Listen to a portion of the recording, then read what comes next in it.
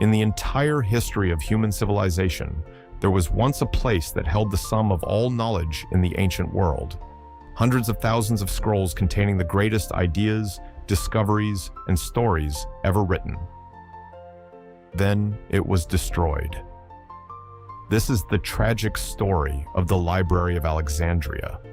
The Library of Alexandria was once the greatest center of knowledge on Earth.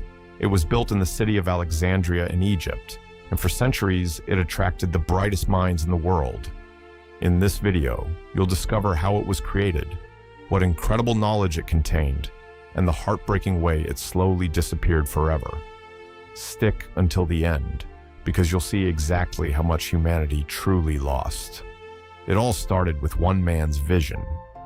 After Alexander the Great died, his general Ptolemy I took control of Egypt.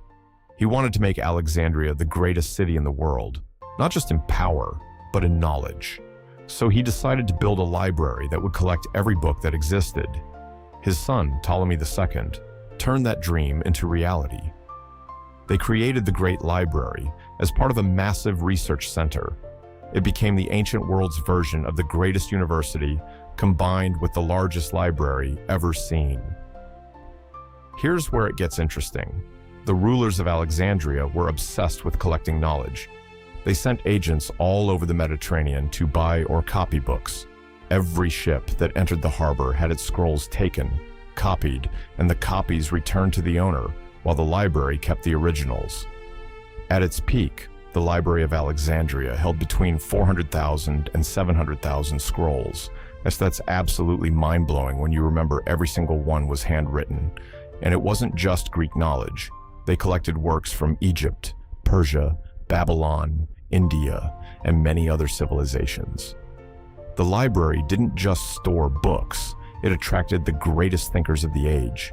Eratosthenes, one of the chief librarians, calculated the circumference of the Earth with shocking accuracy, almost 2,000 years before Columbus. Euclid wrote the foundations of geometry that we still study today.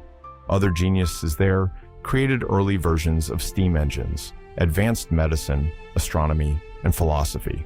For centuries, if you wanted to be the best in any field of knowledge, you went to Alexandria. But nothing lasts forever. In 48 BC, Julius Caesar was trapped in Alexandria during a war. To protect his fleet, he ordered his ships burned. The fire spread from the harbor and destroyed tens of thousands of scrolls. Most people think this was the end of the library. It wasn't. But this event marked the beginning of its long decline. Over the following centuries, more disasters struck. Around 270 AD, major fighting destroyed large parts of the library.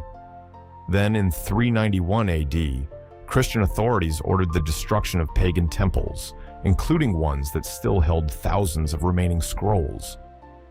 By the time the Arabs arrived in the 7th century, the once great Library of Alexandria had essentially vanished. There was no single dramatic moment where it all burned in one night. Instead, it died slowly through war, fire, politics, and neglect. So, what did we actually lose? We lost over 100 plays by the great Greek writers Sophocles and Euripides. We lost most of the poetry of Sappho, one of the greatest female voices of the ancient world. We lost countless scientific discoveries, historical records, and philosophical works that were never copied anywhere else. The destruction of the Library of Alexandria created a massive gap in human knowledge that set civilization back by centuries. The real tragedy isn't just that the scrolls burned, it's that the knowledge inside them was lost forever. Ideas and discoveries that could have changed the course of history.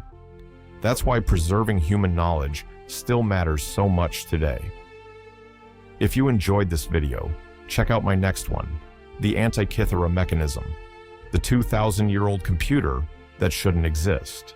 Make sure to like this video if you want more hidden history content, subscribe, and I'll see you in the next one.